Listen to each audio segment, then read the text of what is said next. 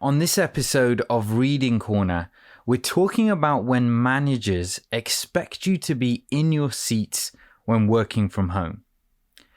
I'm sure many of you have already experienced working from home isn't easy. Well, this particular article here that we're going to go through is by Mark Murphy, and he headlines this: when your employees are remote, you have to stop the body in seat mentality. And this is the most important thing. We're at home, and this is where he talks about a study that was conducted on a group of employees, finding out when they actually get distracted and what they spend their time focused on.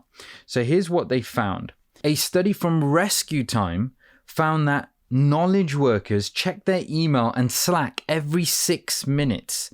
That means they're working on a task, their minds get distracted, and then they're jumping on and looking at something else that they could be focused on or picking up their phones.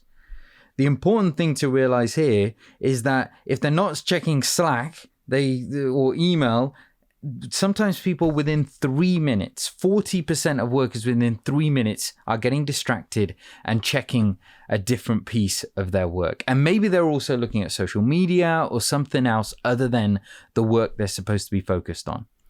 If you engage your team and as a manager, you tell your team, there are hours in the day where I'm looking for you to be productive and I'm not going to disturb you, that's when team members can focus their time on allotted tasks and they can go much deeper.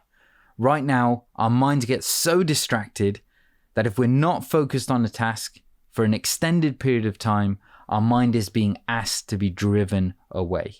And so one of the things you can do to get focused is on your phones, set a timer. I'm going into my clock and simply have a timer of I'm going to do this one for 14 minutes, where you can be focused for 14 minutes without any distractions. And what you do is you keep this right in front of where your work is. So as you're typing away, you can make sure that for at least 14 minutes, 20 minutes if you can, you are staying focused on a task.